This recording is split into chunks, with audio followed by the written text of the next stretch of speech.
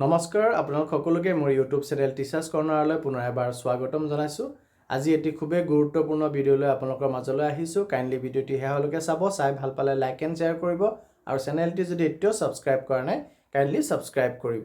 Venture মাদ্ৰাছাৰ প্ৰাদেশিকীকৰণৰ কাৰণে অধ্যক্ষ মহোদয় 2011 চনত এখন প্ৰাদেশিকীকৰণ আইন হৈছিল। এই আনসাৰটো দিব দিয়ক। 2011 চনত ইয়াৰ পাছত ইয়াৰ সংশোধনী হৈছিল 2013 চনত 2014 চনত। এতেকে 2011 চনৰ আইনৰ অধীনত যিখিনি প্ৰাদেশিকীকৰণ কৰিব লগা আছিল প্ৰাদেশিকীকৰণ কৰা হ'ল আৰু প্ৰাদেশিকীকৰণ কৰাৰ পাছত এই মাদ্ৰাছাখিনি সাধাৰণ 2020ৰ পাছত সাধাৰণ বিদ্যালয়লৈ তাক ৰূপান্তৰিতও কৰা হ'ল। এতিয়া 2017 চনত আমাৰ সাধাৰণ বিদ্যালয়সমূহৰ প্ৰাদেশিকীকৰণ আইন আমি সকলোৱে জানো, the Assam education provincialisation of services of teachers and reorganisation of educational institutions act 2017 হ'ল।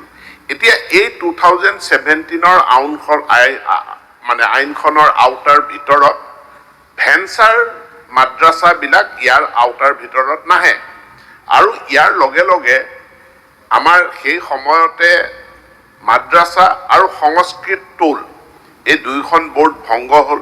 সংস্কৃত টোলবিলাকো আমি সাধাৰণ বিদ্যালয়লৈ ৰূপান্তৰিত কৰিলোঁ। এতেকে আজিৰ তাৰিখত মাদ্ৰাছা আৰু সংস্কৃত টোল তাৰ প্ৰাদেশিকীকৰণৰ কোনো আইনগত ব্যৱস্থা আমাৰ হাতত নাই। মই পুনৰবাৰ জনাওঁ যে যিখিনি ভেঞ্চাৰ সংস্কৃত টোল আছে বা যিখিনি ভেঞ্চাৰ মাদ্ৰাছা আছে এইখিনিৰ প্ৰাদেশিকীকৰণৰ কোনো আইনগত ব্যৱস্থা নাই।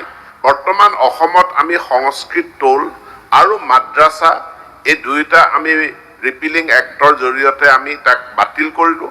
যিখিনি প্ৰভিন্সিয়েলাইজ হৈ আছিল প্ৰাদেশিকীকৃত হৈ আছিল সেই প্ৰাদেশিকীকৃত সংস্কৃত টোল আৰু মাদ্ৰাছাক আমি সাধাৰণ বিদ্যালয়লৈ ৰূপান্তৰিত কৰিলোঁ। বিষয়টো ইয়াতে সমাপ্ত হৈছে। ধন্যবাদ।